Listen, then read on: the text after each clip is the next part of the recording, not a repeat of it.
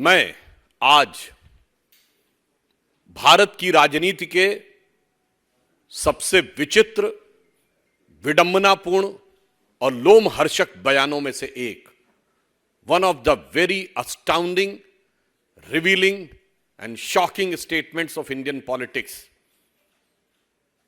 की तरफ आपका ध्यान आकृष्ट करना चाहूंगा।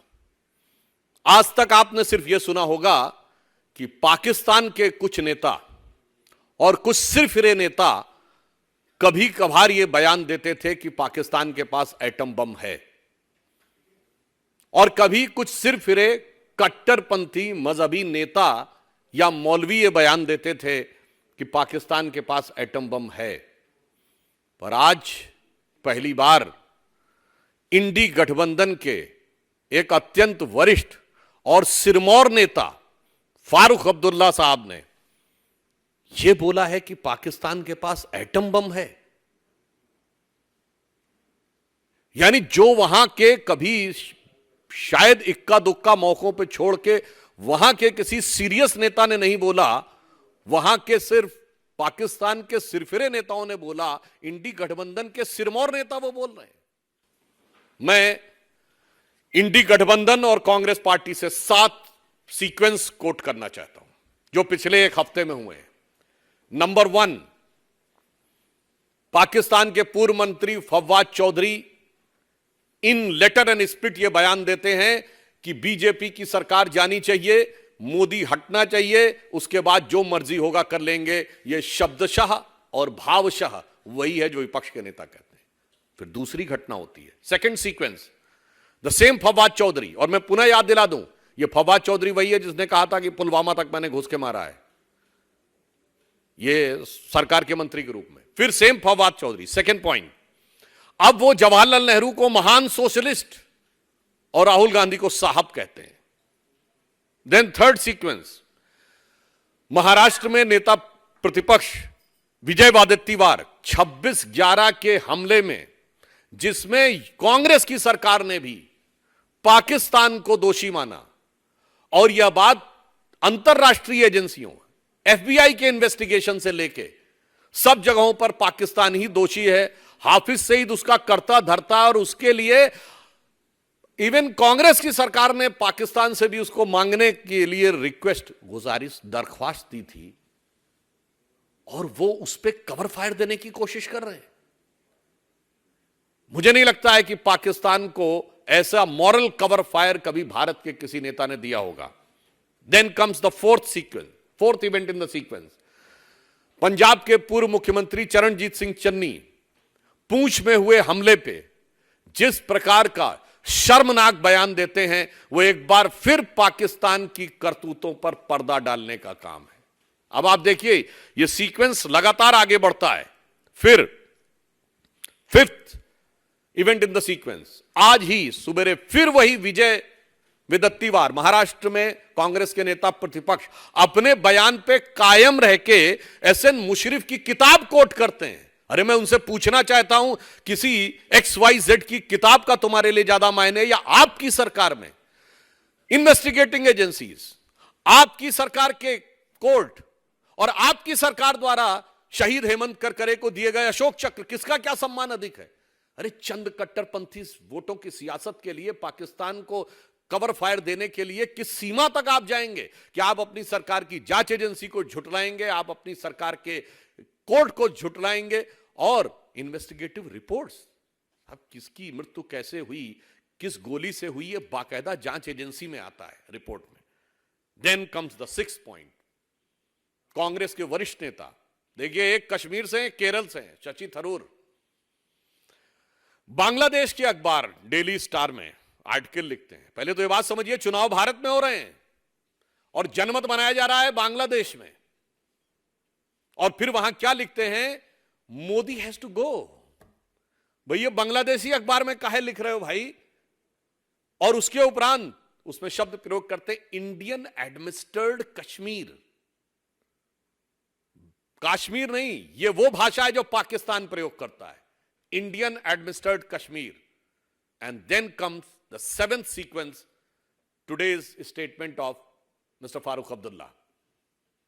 क्या ये 7 सीक्वेंस, मैं कांग्रेस पार्टी से पूछना चाहता हूं कि ये 7 दिनों के 7 वचन क्या साफ साफ नहीं दर्शा रहे हैं कि अगर माननीय प्रधानमंत्री जी ने कहा था कि कांग्रेस के मैनिफेस्टो पर मुस्लिम लीग की छाप है, तो अब मैं पूरी जिम्मेदारी से कह सकता हूं इंडी गठबंधन के नेताओं पर पाकिस्तान की छाप है, उनके बयानों पर। और छाप ही नहीं है, उनकी एक एक आवाज में पाकिस्तान की गूंज नजर आ रही है, वो उसके सुर में सुर मिला रहे हैं। मतलब मैं अगर ये बात कहूं कि ऐसा लगता है कि सरहद के उस पार वो उधर बैठे हुए हैं पाकिस्तान के लोग, और इधर बैठे इंडी गठबंधन के नेता, और दोनों एक दूसरे से ये कह रहे हैं कि मिले सुर मेरा तुम्हारा, तो मोदी लहर में कैसे मिले किनारा। विनम्रता और चुनौती से पूछता हूं राहुल गांधी जी और इंडी गठबंधन से कि आपका एक प्रमुख सहयोगी जो उस राज्य से आता है जहां से आप सांसद हैं, कम्युनिस्ट पार्टी कहती है भारत का परमाणु भंडार समाप्त कर देंगे, मैनिफेस्टो में कहते हैं, और दूसरा गठबंधन सहयोगी कहता पाकिस्तान के पास एटम बम है। मैं देश के करोड़ों लोगों से कहना चाहता हूं इन दोनों का मिलाकर जवाब समझ लीजिए कि ये कितना खतरनाक खेल खेल रहे हैं। और मैं ये भी कहना चाहता हूं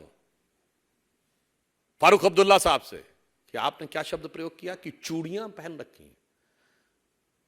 मतलब आप भारत की स्त्री शक्ति का एक प्रकार से अपमान कर रहे हैं। यह सोच आपकी विदेशी सोच है। यह वही है जो राहुल गांधी जी कहते हैं शक्ति से लड़ना है।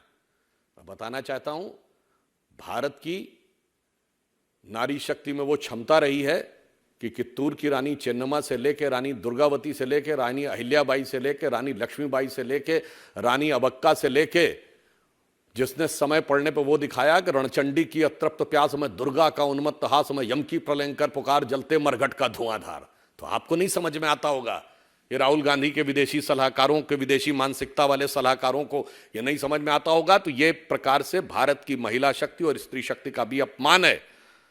और इसलिए मैं ये बात कहना चाहता हूं राहुल जी से कि मैं आपकी तरह, जैसे आपने माननीय प्रधानमंत्री जी के लिए तू तड़ाक की भाषा, अपमानजनक भाषा की थी, मैं भाषा की वो मर्यादा न लांघते हुए साफ साफ पूछना चाहता हूं इंडी गठबंधन के लोगों से कि कांग्रेस वालों के लिए आदरणीय और अभिनंदनीय और हर राष्ट्रभक्त के लिए निंदनीय, राहुल गांधी जी आप जवाब दें कि ये 7 वचन क्या कह रहे हैं, ये आप किस षड्यंत्र के हिस्से बन रहे हैं और कौन सी शक्तियों के हाथ में खेल रहे हैं। मगर मुझे पूर्ण विश्वास है कि वो जवाब नहीं दे पाएंगे, क्योंकि उनकी स्थिति अब दयनीय हो गई है।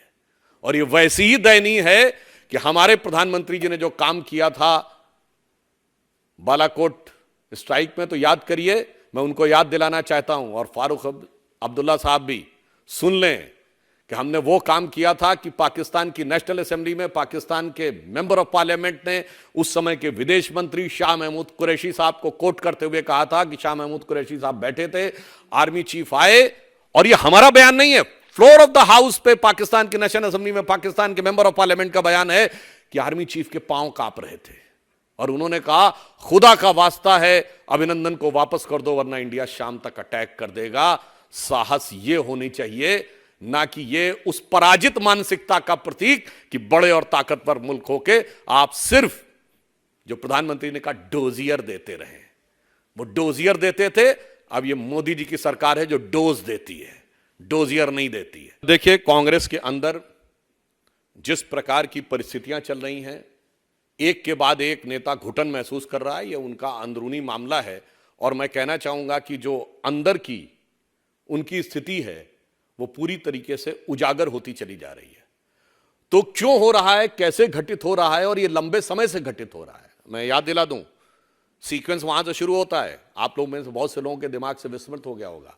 अरुणाचल प्रदेश के कांग्रेस के मुख्यमंत्री कोलिको पुल, जिन्होंने आत्महत्या कर ली थी, उन्होंने अपने बयान में लिखा था कि 2 साल तक उनको मिलने का समय नहीं दिया गया, और वहां से फिर एक लंबा सीक्वेंस आज राधिका खेड़ा तक आता है। मुझे लगता है इस सवाल का जवाब कांग्रेस वालों से पूछा जाए तो ज्यादा बेहतर होगा कि आपके यहां ऐसा क्यों हो रहा है कि जिसे वो पुराने गीत में कहते थे ना, नादान तमन्ना रेती में उम्मीद की कश्ती खेती है, एक हाथ से देती है दुनिया 100 हाथों से ले लेती है, ये खेल है कब से जारी बिछड़े सभी बारी बारी।